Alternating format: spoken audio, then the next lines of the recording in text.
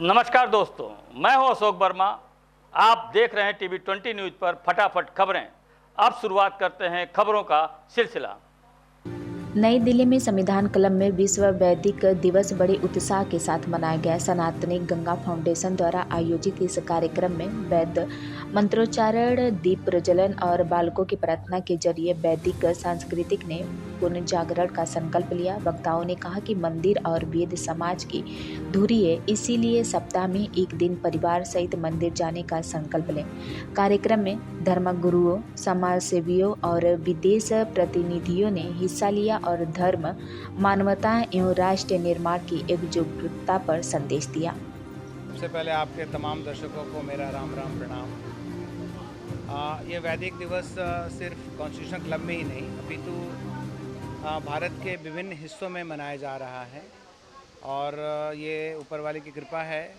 और जो आज का सरकार जो आज हमारी सरकार जो चल रही है, हमें सौभाग्य है कि हम इस तरह की चीज़ों को जो अपनी संस्कृति, यहाँ धर्म की बात नहीं, अपनी संस्कृति को उजागर करने का मौका मिल रहा है। तो हमारे जो केंद्र की सरकार उसको भी बहुत बहुत साधुवाद, और जो राज्य की सरकार उसके लिए भी, कि इस तरह का कार्यक्रम हम लोग आयोजन कर पा रहे हैं। जहाँ तक विषय है वैदिक का, तो ये ज़रूरी वैदिक इसलिए किया जा रहा है कि हम लोग कहीं ना कहीं नेचर से, प्रकृति से दूर हो गए।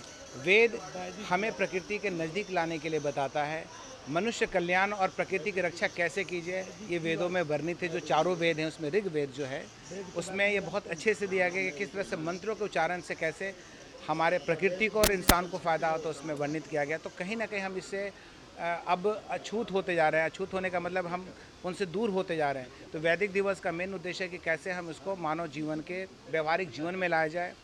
और हम लोग बहुत से कार्यक्रम, बहुत से चीज़ों पर कार्य कर रहे हैं। जैसे सारे गुरुकुल को जोड़ने के लिए भी हम इंटरनेशनल फेडरेशन ऑफ गुरुकुल पे काम कर रहे हैं।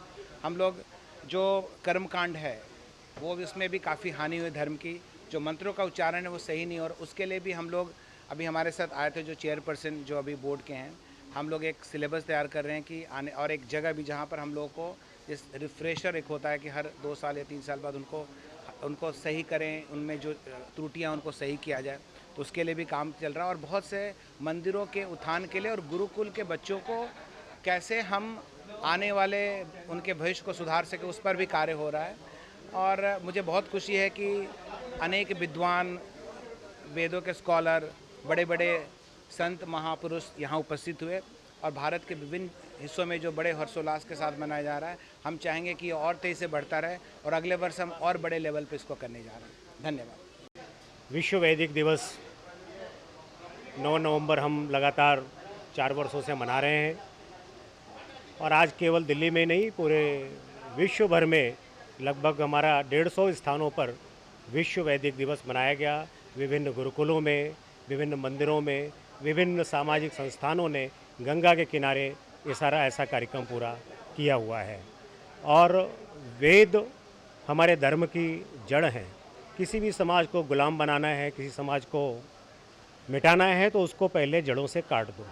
ठीक वैसे ही जैसे किसी पेड़ की जड़ों में हम खाद पानी न दें और पौधों ऊपर देते रहें तो पेड़ सूख जाता है। वही स्थिति पाश्चात्य संस्कृति के लोगों ने हिंदुस्तान को ख़त्म करने के लिए ऐसी व्यवस्थाएं बनाई, जिसमें हम भी बह करके चले गए। आज पुनः युवा, बुजुर्ग सभी लोग वेदों की तरफ लौट रहे हैं, और एक बार पुनः सर्वे भवन्तु सुखिनः सर्वे सन्तु निरामया का मंत्र जो है वो गुंजायमान है। हम तो पूरे विश्व की कल्याण की कामना करते हैं।